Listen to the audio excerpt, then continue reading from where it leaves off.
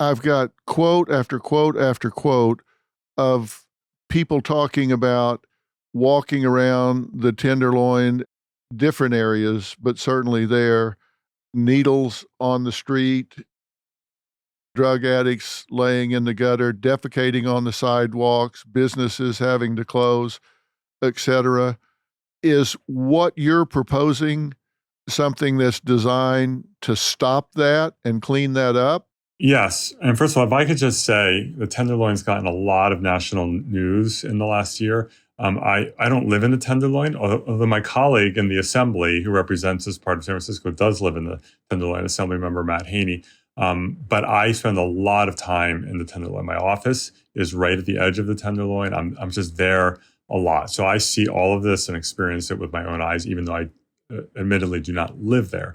But yes, if you think about it, if someone, instead of shooting up on the street, is able to go inside and use drugs there, then that is a benefit to the community. If inside there's a restroom that they can use, that is a benefit to the community. If they can not, instead of the needle falling onto the street, there's a needle disposal device, that's a benefit to the community.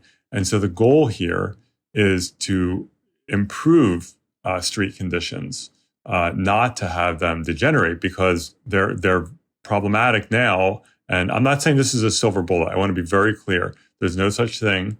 I'm not saying this is going to solve the problem overnight, but this is one piece of the puzzle where it will have benefits for the individual and for the community. And the one thing I just want to mention to people, there was a focus group done in San Francisco with people who were injecting on the streets, because I don't inject drugs, but when I think about it, I think most people would think, wow, that's a really private thing. Why on earth would anyone want to do that in front of other people? That would seem embarrassing, mortifying. And when they asked them, why are you doing it in public view? The answer is that, well, that way, if I overdose, I won't die. Someone will see me overdosing and save me. And so that's why a lot of people will choose to go inside, because it is more dignified, and they know that they will likely not die, almost certainly not die, if they overdose in one of these places. Because in the 30 years they've been in operation around the world, there have been 0 overdose deaths, 0. Yeah. We agree that there are areas of San Francisco that have really deteriorated, like the Tenderloin and all, where if you walk down there, you walk through with a camera, it's undeniable that it's gone to the dogs. Agreed? Let me talk about the state of San Francisco, because sometimes when people read about what's happening in the city, they have a perception that in San Francisco you can't walk 5 feet without stepping on a needle and human feces. In the vast majority of the geography of San Francisco, that's not the case. I am walking through the city all the time. I don't see needles that frequently. I see a lot more dog poop than human poop, because people aren't always great about scooping the poop, but that's true in every city. There are a few areas in the city, and the Tenderloin is one of them, that are impacted. The Tenderloin has always had major challenges, always. It has gotten worse lately. There's no doubt about it. But in the vast majority of San Francisco, that is not the case. I'm not saying we don't have issues. We do. So, but the Tenderloin has definitely gotten more impacted with drug dealing. And I think we need to address drug dealing. It's not okay for people to be doing that. And there is more open air drug use in that area.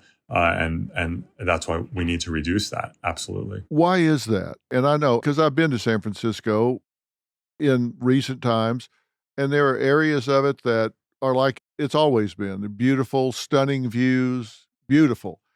And then I've been to those areas that we're talking about now that I just don't want to be there. Why has it gotten that way? Well, I think let's keep in mind that the opioid crisis, which is this, it's also meth, but the opioid crisis has impacted the whole country, and there's been an increase in opioid use and addiction in San Francisco and elsewhere. In most parts of the country, when you're talking about some suburban or rural community, it's not in public. Everything is more spread out. Housing is more affordable. People are more likely to be housed. You're just not seeing it as much. You're seeing some of the impacts, but not seeing the raw, visceral images that we see in a place like San Francisco or Skid Row in LA. But in urban areas where everything is more concentrated, there's less space, and the cost of housing is through the roof. It used to be in San Francisco that if you had a disability check, you could afford an SRO, one of the single room occupancy hotels. You can't anymore. And so homelessness has gone up, not just in San Francisco, but everywhere. And so everything just becomes more visible. And then you put fentanyl on top of it, and that's like pouring lighter fluid on it. So I think those are some of the reasons why things have gotten worse. And you say these safe sites are not going to be the silver bullet that fixes this. And of course, that's true. What is? What is going to fix this for San Francisco?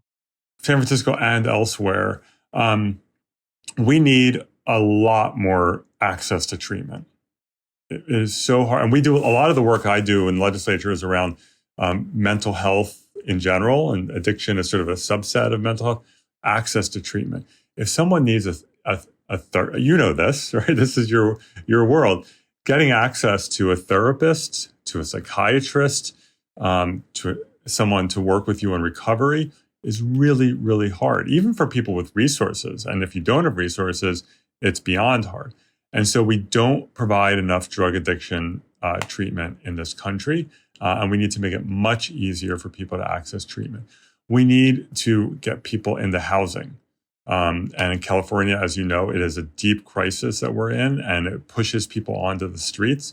And addiction can cause people to become homeless, but there are also the people who become addicted on the streets. It is just, living on the streets is one of the most stressful possible environments to be living in.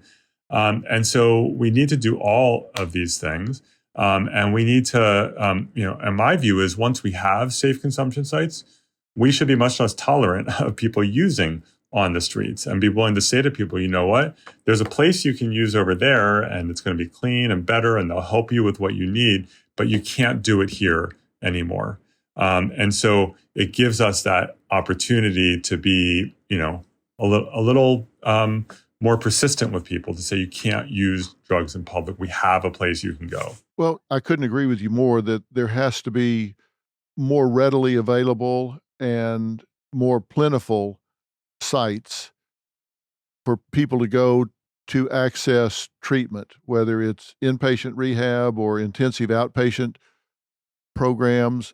But I think if we had 10 times the resources, there's a lot of resistance to treatment. And a lot of people that you offer treatment obviously aren't going to come rushing in the doors right now. So you've got to have some incentive to get people into treatment.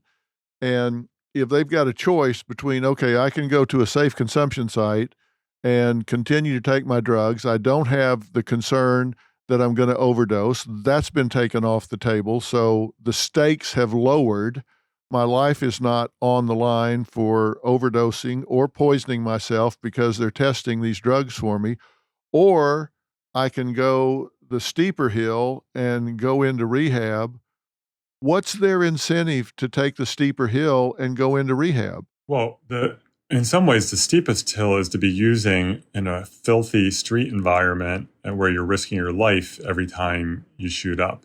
And so I in terms of just the enabling, this idea that it enables it, I just fundamentally disagree with it because if you think about it, if they're just using on the streets, the risks are so high of dying, of getting HIV, hepatitis, of getting an infection with a dirty needle. That is a major incentive for people not to do it, and yet they still do it. So I don't think that having one of these sites is going to make it so that, now it's really easy to use. They were doing it when it was really, really, really, really hard. But if you look at the track record of these sites around the world, in Europe, Canada, Australia, I learned recently that Ukraine has safe consumption sites. This is like a normal thing in Europe. They have a good track record of getting people into treatment. Not everyone, and it doesn't always happen right away. People have to be ready, but they have a track record of getting people into treatment. If you think about it, someone who's on the street being treated like human garbage, people ignore them, they become invisible. If they're going into a site every day or a few times a week or however often they're doing it, they now have people who see them, who talk to them, who acknowledge that they are human beings. They build those relationships. And over time, it can help facilitate that person getting into treatment because they now have a degree of trust with the people that they're interacting with at these sites. So you think relationship building is going to do it? Again, not a silver bullet, but Right. it really matters. If you think about it, the people in all of our lives who have struggled with addiction, right? It makes all the difference in the world when you have people who are persistent about saying, I want to help you, I want to help you. Again, it might take a day or a week or a year to get into that person's psyche and get them to the point where they're willing to do it. But if they're all alone and no one has that relationship with them, it makes it less likely that they'll go into treatment. If they come to these sites, is there a limit to how often they can come? If they come every day for a month, 6 months, is there some point when you say, hey, you either got to get into treatment or we're closing the door to you? No, I mean, it's low barrier. I don't think there is a limit. I mean, every site could do it differently, right? There's flexibility in there and there could be different, approaches. But generally, no, you don't do that. You meet people where they are. You don't try to coerce them into treatment. That typically doesn't work. But the track record is that most people, not everyone, but most will eventually go into treatment. They have to be ready. You can coerce someone into treatment and badger them into treatment. They go into treatment. Maybe it'll work, but it probably won't, and they'll probably relapse. They have to be ready to get sober.